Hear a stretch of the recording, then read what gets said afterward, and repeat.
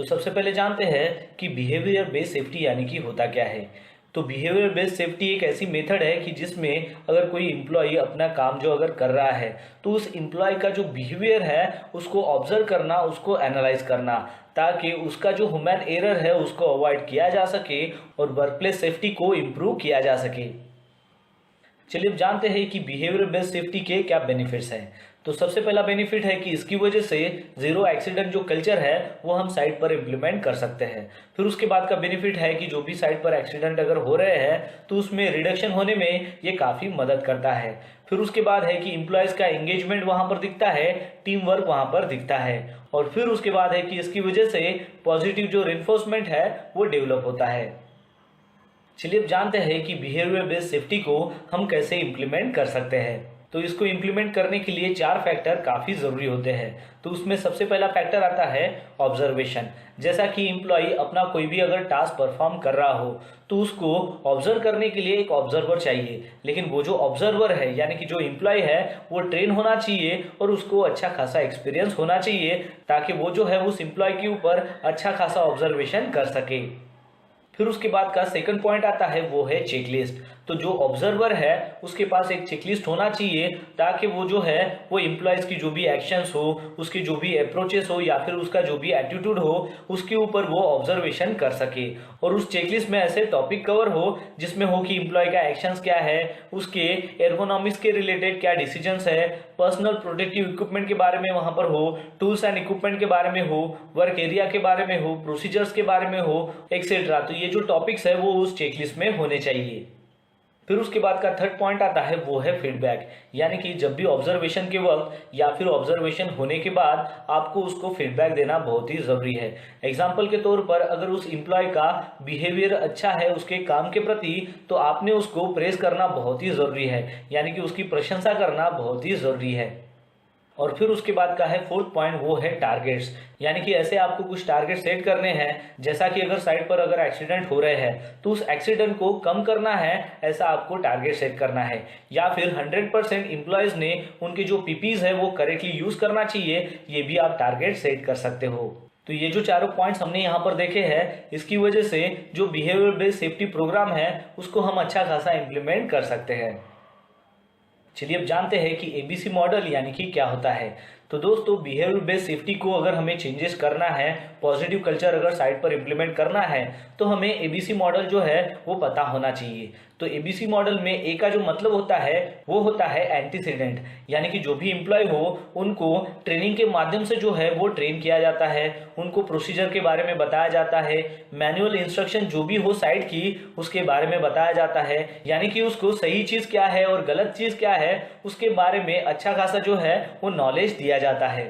Example के तौर पर अगर ड्राइविंग करते वक्त अगर फ़ोन अगर बजने लगता है तो उसने उस कंडीशन में क्या करना चाहिए। फिर उसके बाद आता है बी यानी कि बिहेवियर, यानी कि उसकी हैबिट। तो उसका जो बिहेवियर है वो पॉजिटिव भी हो सकता है या फिर निगेटिव भी हो सकता है। जैसा कि ड्राइविंग करते वक्त अगर फ़ोन उसका बजने लगता है तो उस कंडीशन में उस कॉल का अगर वो आंसर नहीं देता है, यानी कि उसका जो बिहेवियर है वो अच्छा है। लेकिन अगर वो ड्राइविंग करते वक्त उसका फ़ोन बजते रहता है और उस सिचुएशन में अगर वो कॉल उठाता है और ड्राइविंग जो है वो करते ही रहता है तो उसका जो है निगेटिव बिहेवियर यहाँ पर दिखाई देता है। फिर उसके बाद आता है सी यानी कि कॉन्सिक्वेंस, यानी कि अब इसके परिणाम क्या हो सकते हैं। तो इस एग्जांपल से हम समझते हैं कि जब गाड़ी चलाते वक्त फ़ोन बजते रहता है तो उसने अगर कॉल नहीं उठाया है तो वो उसका पॉजिटिव बिहेवियर है, लेकिन अगर उसने कॉल उठाया है तो उसका वो निगेटिव बिहेवियर हो जाता है। तो इसको हमें पहचानना होता है। अगर उसका पॉजिटिव बिहेवियर है तो उसको हम रिवॉर्ड दे सकते हैं ताकि उसको हम मोटिवेट कर सके, लेकिन अगर उसका निगेटिव बिहेवियर है और गाड़ी चलाते वक्त अगर वो उसको आंसर देता है और गाड़ी चलाता है तो उसको हम पनिशमेंट दे सकते हैं। और ऐसा हम इसलिए करते हैं क्योंकि अगर वो गाड़ी चलाते वक्त कॉल का आंसर देता है तो उसकी वजह से डिस्ट्रैक्शन हो सकता है, जिसकी वजह से एक्सीडेंट भी हो सकते हैं। तो ये जो निगेटिव बिहेवियर है इसको रोकने के लिए हमें पनिशमेंट देना बहुत ही जरूरी होता है। और अगर उसका पॉजिटिव बिहेवियर है, अच्छा अगर वो काम करता है तो उसको हम रिवॉर्ड भी दे सकते हैं ताकि वो मोटिवेट हो सके और पॉजिटिव जो सेफ्टी कल्चर है वो साइट पर डेवलप हो सके। तो इस प्रकार अगर साइट पर पॉजिटिव बिहेवियर बेस्ड सेफ्टी अगर आपको इम्प्लीमेंट करना है तो उसके लिए एबीसी मॉडल आपको फॉलो करना बहुत ही जरूरी है। तो सबसे पहले जानते हैं स्किल बेस्ड बिहेवियर के बारे में। तो स्किल बेस्ड बिहेवियर में क्या होता है कि एक ऐसी सिचुएशंस होती है जहां पर पर्सन जो है उस सिचुएशंस को पूरा करने के लिए ट्राई करता है और टेस्टेड करता है ऑपरेशंस, वो भी ऑटोमेटिक मोड में। यानी कि उस पर्सन के अंदर कुछ स्किल होती है जिसकी वजह से वो ऑटोमेटिक उस सिचुएशंस को पूरा करने के लिए ट्राई करता है।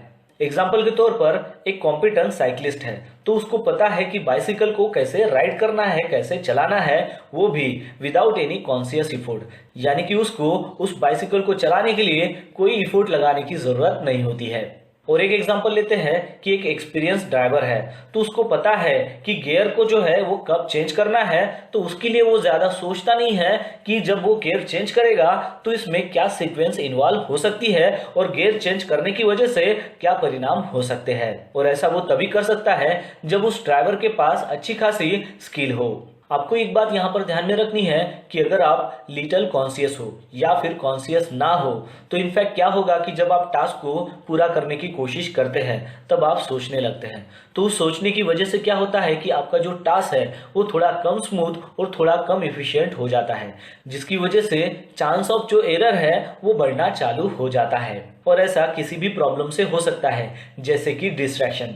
तो डिस्ट्रैक्शन की वजह से भी चांसेस ऑफ एरर जो है वो इस सिचुएशंस में ऑकर होना चालू हो जाता है। चलिए अब जानते हैं रूल बेस्ड बिहेवियर के बारे में।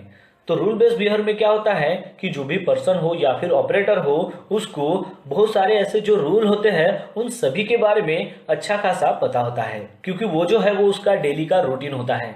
तो डेली का रूटीन होने के कारण उसको बहुत सारे जो ऐसे रूल होते हैं वो पता होते हैं। यानी कि जब भी उसको कोई टास्क कंप्लीट करना हो, वो भी डेली के रूटीन में, तो उसको पता है कि वहां पर कौन सा जो रूल है वो वहां पर एप्रोप्राइट है, जो उसको वहां पर फॉलो करना है।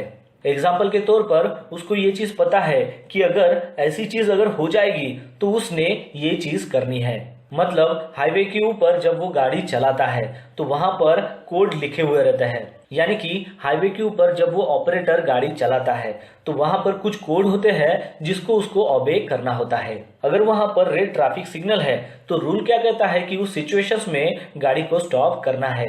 तो ऐसी सिचुएशन में अगर वो गलत रूल जो है वो अप्लाई करता है तो उसकी वजह से एरर ऑकर हो सकते हैं।